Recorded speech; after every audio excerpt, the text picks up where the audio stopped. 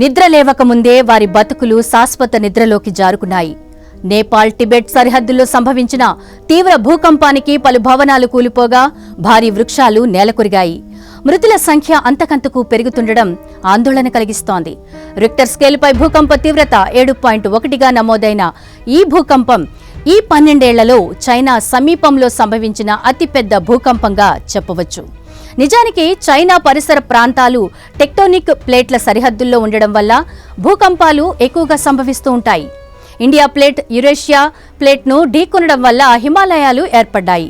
ఈ ప్లేట్ల కదలికల వల్ల చైనా, ముఖ్యంగా టిబెట్, సిచువాన్, యునాన్ ప్రావిన్స్లలో భూకంపాలు సంభవిస్తున్నాయి. అటు 2008 తర్వాత చైనా సమీప ప్రాంతాల్లో భూకంపాలు తరచుగా రావడం కలవరపెట్టే అంశం.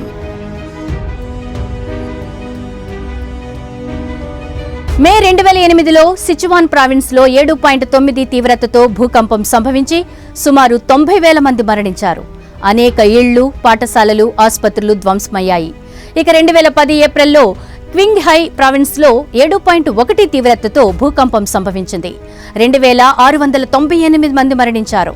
అటు 2013 ఏప్రిల్లో సిచువాన్లో 7 తీవ్రతతో సంభవించిన భూకంపంతో 196 మంది చనిపోగా 2013 జూలైలో గామ్సు ప్రావిన్స్లో 6.6 తీవ్రతతో సంభవించిన భూకంపానికి 95 మంది ప్రాణాలొదిలారు.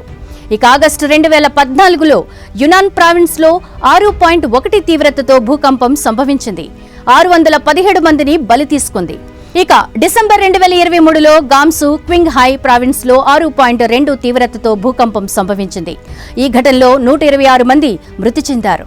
అటు పురాతన కాలంలోనూ చైనా, దాని పరిసర ప్రాంతాల్లో భూ ప్రకంపనలు ఎక్కువగా వచ్చాయి. భూకంప తీవ్రతను నమోదు చేసే సాధనాన్ని సిస్మోగ్రాఫ్ అంటారు. 2వ శతాబ్దంలో చైనానే తొలిసారిగా సిస్మోగ్రాఫ్ ను తయారు చేసింది.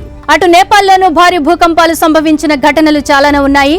అందులో ప్రధానంగా గుర్తుపెట్టుకోవాల్సింది 2015 ఏప్రిల్లో వచ్చిన భూకంపం. 7.8 తీవ్రతతో సంభవించిన ఈ భూకంపానికి 9,000 మంది మరణించారు. ఇక హిమాలయ ప్రాంతాల్లో ఇలా వరుస భూకంపాలు రావడం వల్ల ఆ పర్వతాల వాలు అస్తవ్యస్తం అవుతోంది. 2016లో టిబెట్లోని అరు పర్వతంపై ఒక గ్లేసియర్ హఠాత్తుగా కూలిపోయింది. దానివల్ల భారీగా మంచు చర్యలు విరిగిపడ్డాయి. ఈ ప్రమాదంలో 9 మందితో పాటు వందలాది పశువులు చనిపోయాయి. ఇక భూమి అంతర్భాగంలో ఎక్కడైనా ఒకచోట ఆకస్మిక అలజడి వచ్చినప్పుడు కంపనాలు ఉపరితలాన్ని చేరడాన్నే భూకంపం అంటారు. అంటే భూ ఉపరితల భూభాగం కొన్ని పొరలతో నిర్మితమై ఉంటుంది. ఇలా భూమి పొరల్లో అత్యధిక శక్తి వల్ల ఏర్పడే అలజడితో భూకంపాలు ఏర్పడతాయి. ఇక భూమి లోపల ఉన్న పలకల కదలికల వల్ల కొన్ని ప్రాంతాల్లో తరచుగా భూకంపాలు రావడానికి అవకాశం ఉంటుంది. భూకంపాలు ఆ ప్రాంత ఉపరితలాన్ని బలహీన ప్రాంతంగా మారుస్తాయి. ఇలాంటి బలహీన ప్రాంతాలను సిస్మిక్ ప్రాంతాలు అంటారు. 2024 డిసెంబర్లో తెలుగు రాష్ట్రాల్లోనూ భూకంపం వచ్చింది.